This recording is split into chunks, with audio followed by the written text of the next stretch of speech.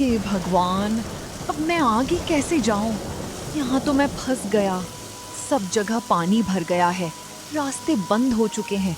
बारिश थमने का नाम ही नहीं ले रही है और घर की चिंता खाए जा रही है। न जाने सुगंधा और चिंटू कैसे होंगे। घर में भी तो पानी भर चुका होगा। रामपुर गांव में महेश नाम का एक गरीब किसान अपनी पत्नी सुगंधा और 5 साल के बेटे चिंटू के साथ रहता था। वो रोज मेहनत मजदूरी करके अपने परिवार का पालन पोषण करता था। गरीबी और तंगी के बीच भी वो ईमानदारी से अपना जीवन जीता था। एक दिन जब महेश अपने काम से घर जाने ही वाला था कि तभी रास्ते में जोरों की बारिश होने लगती है। हे भगवान, अब मैं आगे कैसे जाऊं? यहाँ तो मैं फंस गया। सब जगह पानी भर गया है, रास्ते बंद हो चुके हैं। बारिश थमने का नाम ही नहीं ले रही है और घर की चिंता खाई जा रही है। न जाने सुगंधा और चिंटू कैसे होंगे। घर में भी तो पानी भर चुका होगा। वो बिना रुके तेज बारिश में भीगते हुए जैसे तैसे अपने घर पहुंचता है।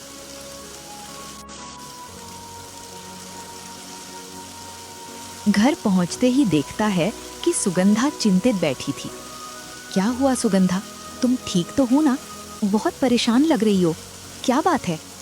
कब से बारिश हो रही है, पूरे घर में पानी भर गया है। मैं तब से पानी बाहर निकाल रही हूँ। निकालते निकालते परेशान हो गई हूँ, पर पानी रुकने का नाम नहीं ले रहा है। तुम पहले शांत हो जाओ, ये बारिश रुकने वाली नहीं है। अब मैं क्या करूँ, कुछ समझ में नहीं आ रहा है। और चिंटू को देखो, आज पूरा दिन भीगता रहा, खाना भी नहीं खाया है। मैं जैसे तैसे रास्ते से भाग कर आया हूँ।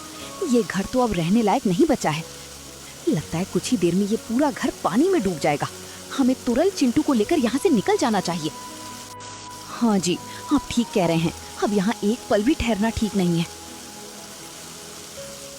ये दोनों चिंटू को गोद में उठाकर ऊंची जगह की तलाश में निकलते हैं, पर चारों तरफ पानी ही पानी था।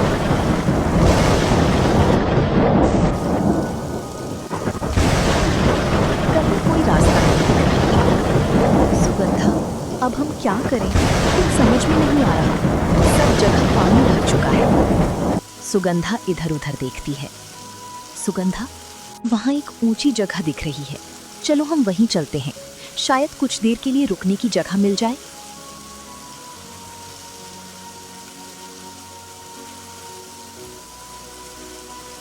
वे वहां जाकर बैठते हैं। तभी चिंटू रोते हुए कहता है, माँ, मुझे बहुत जोरों की भूख लगी है। कुछ खाने को दो ना। कई दिनों से कुछ खाने को नहीं मिला। अब तो गला भी सूखने लगा है। बेटा, तुम थोड़ी देर और रुको, पापा कुछ खाने को जरूर लाएंगे। हे भगवान, मेरा बेटा और पत्नी कई दिनों से भूखे हैं। अब मैं खाना कहाँ से लाऊं? और ये बारिश है कि रुकने का नाम ही नहीं ले रही। सुगंधा, तुम एक काम करो, तुम और चिंटू यहीं रुको। मैं गांव की ओर जाकर किसी से काम मांगता हूँ। अगर किसी ने थोड़ी मदद कर दी तो शायद खाना भी मिल जाएगा और रहने की कोई जगह भी। ठीक है जी, आप जाइए, मैं यहीं आपका इंतजार करती हूँ। और थोड़ा बच के जाइए, बारिश बहुत तेज पड़ रही है और बिजली भी चमक रही है। कुछ देर बाद बारिश थोड़ी थमती है और महेश गांव की ओर निकलता है।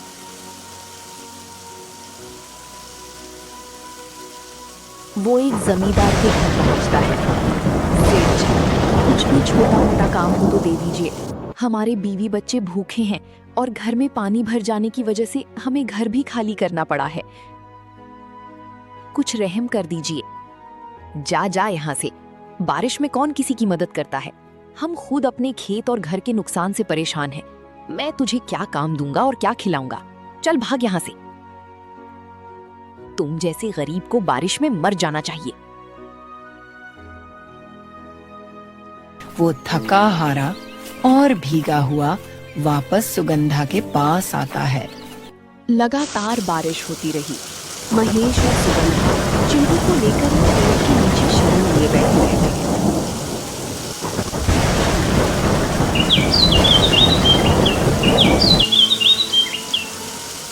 दूसरा दिन भी गुजरने लगता है। बारिश थमने का नाम नहीं ले रही थी। जी देखिए ना, चिंटू ने रात से आंखें नहीं खोली। लगता है उसे बुखार हो गया है। उसका शरीर जल रहा है। मैं भी कुछ समझ नहीं पा रही हूँ। अब हम क्या करें? हे भगवान, मेरा बच्चा अब भूख और बुखार दोनों से बेहाल हो गया है। कहाँ से दवाई लाऊं, कहाँ से खाना दूं? मैं अब क्या करूं? कुछ समझ नहीं आ रहा है। जी, आप अपना ध्यान रखिएगा। बारिश बहुत हो रही है, ऐसे में बाहर निकलना ठीक नहीं है। लेकिन क्या करें, हमारी मजबूरी है।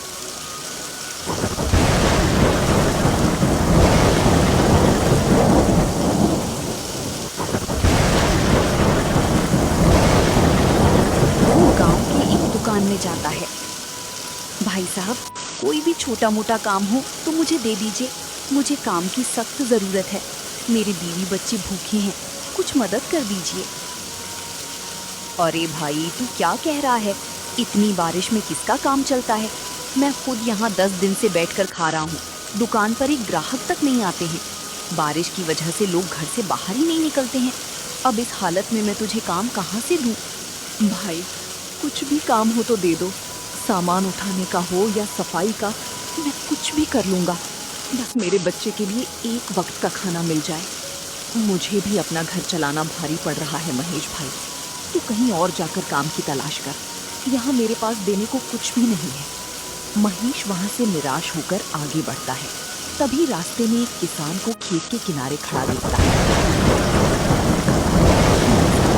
क्या आपके खेत में कोई काम है तो मुझे दे दीजिए। मुझे काम की सख्त ज़रूरत है। अरे बेटा, क्या करूं? ये देख, मेरे सारे खेत पानी में डूब चुके हैं। बारिश ने सब बर्बाद कर दिया है। अब मेरे पास खुद कुछ नहीं बचा, तो मुझे काम कहाँ से दूँ? तो कहीं और देखिए। काका, मैं कोई भी काम कर लूँगा और मैं दिन रात एक करके काम करूँगा। बस काम दे दीजिए। ना बेटा, मुझसे ना हो पाएगा। मेरे पास भी अब कुछ नहीं है, तो कहीं और जा। मैं तो खुद हाथ पर हाथ रखे बैठा हूँ। बारिश की वजह से सारे गांव में बाढ़ आ चुका है। सभी लोग मर रहे हैं। मौसम विभाग का चेतावनी है कि कोई घर से बाहर। महेश धीरे से सिर झुकाकर वहां से चला जाता है।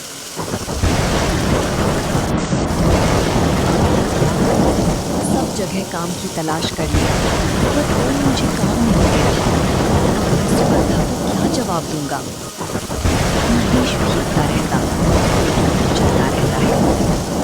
काम की तलाश में भटकते भटकते वो बहुत दूर निकल जाता है, जहाँ काम का नाम निशान भी नजर नहीं आ रहा था। मैं कहाँ आ गया? लगता है मैं गांव से दूर आ गया हूँ। अब मैं क्या करूँ? वापस जाऊँ या आगे बढ़ूँ? काम की तलाश में कुछ समझ नहीं आ रहा। तभी एक टूटी सी झोपड़ी के पास एक बूढ़ी औरत दिखाई देती है, जो कांपती हुई आवाज में उसे रोकती है। मेरा बच्चा अंदर उस रास्ते में फंस गया है, तो बस उसे निकाल ला बेटा। मैं तुझसे कुछ और नहीं मांगती, बस मेरी ममता को बचा ले। माँ, आप रोइए मत, मैं ला दूंगा आपके बच्चे को। मैं खुद एक लाचार पिता हूँ और मैं जानता हूँ कि एक माँ के दिल पर क्या गुजरती है जब उसके बच्चे पर कोई मुसीबत पड़ती है। महेश तुरंत उस रास्ते में घुस जाता है। वहां अंधेरा था, लेकिन वो किसी तरह अंदर बढ़ता जाता है। पर जैसे ही वो अंदर जाता है, एक तेज आवाज होती है और रास्ता पीछे से बंद हो जाता है। हे भगवान, अब मैं क्या करूं? रास्ता बंद हो गया, लेकिन मैं डरने वालों में से नहीं हूं। मैं यहां से जरूर निकलूंगा। और वो बच्चा कहाँ है? मुझे कुछ दिख क्यों नहीं रहा है? अचानक उसे वहां एक लोमड़ी दिखाई देती है। ये लोमड़ी इतने अंदर कहां से आ रही है? और ये तो मेरी तरफ ही आ रही है। नहीं, मुझे इसे भगाना होगा। रुक इंसान, मैं कोई साधारण लोमड़ी नहीं हूँ। मैं एक जादुई शक्ति वाली मिर्ला लोमड़ी हूँ। मैं तेरी किस्मत बदल सकती हूँ। मैं तुझे इतना धन दे सकती हूँ जितना तूने कभी सोचा भी नहीं होगा। तू कौन है और क्या चाहती है मुझसे? अगर तू सच में अपनी तकदीर बदलना चाहता है तो तुझे एक काम करना होगा। लेकिन मैं किसी की जान लेकर जी नहीं सकता। मुझे तेरे खजाने नहीं चाहिए। सोच ले इंसान, ये बारिश, ये भूख, ये दर्द तुझसे सहा नहीं जाएगा। आखिरकार तू लौटकर मेरे पास ही आएगा, और जब आएगा तब तुझ में ये मना करने की ताकत नहीं बचेगी। नहीं, मैं अभी कहता हूँ, मैं किसी मासूम का खून नहीं कर सकता। चाहे तू मुझे कितने भी खजाने दिखा दे, मैं तेरे लालच को ठुकराता हूँ। महेश तेजी से वहां से लौटने लगता है। उसके जाते ही वो लोमड़ी एक भयानक राक्षस में बदल जाती है। जा इंसान जा, लेकिन याद रख, ये बारिश की मार तू सह नहीं पाएगा। तू भूखा रहेगा, तू तड़पेगा, तू चीखेगा, और जब तेरे सब दरवाजे बंद हो जाएंगे तब तू लौटकर मेरे पास आएगा, और तब मैं तुझसे वो करवाऊंगा जो तू आज ठुकरा रहा है। महेश वहां से वापस आता है।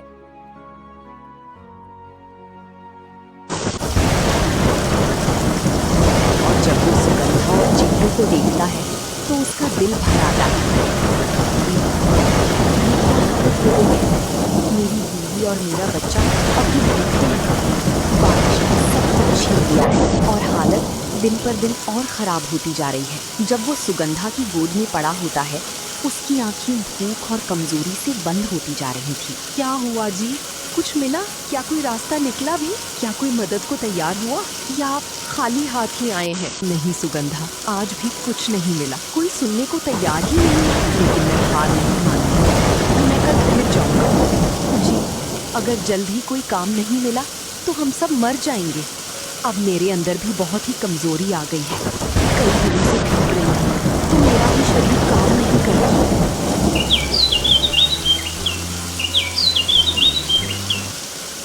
अगले दिन तेज बारिश में महेश फिर काम की तलाश में करता है। हे भगवान, आज कोई काम दे दो, वरना मेरी बीवी और बच्चा टूट जाएंगे, और मुझे भी अब सहने की बिल्कुल ही हिम्मत नहीं बची है। मुझे आज कोई काम दे दे, मैं आपके पैर पड़ता हूँ। वो हर दरवाजे पर जाकर काम मांगता है, पर कोई काम नहीं देता है। चाचा, कोई छोटा मोटा काम हो तो दे दो, बस 2 वक्त की रोटी मिल जाए तो हम आज की रात जी सकते हैं। लोग उसे भगा देते हैं, कोई दरवाजा नहीं खोलता तो कोई सुनता ही नहीं। महेश थक हार कर एक पेड़ के नीचे बैठ जाता है। आंखों से आंसू बहने लगते हैं। सबके सामने वही जादुई लोमड़ी फिर से प्रकट होती है।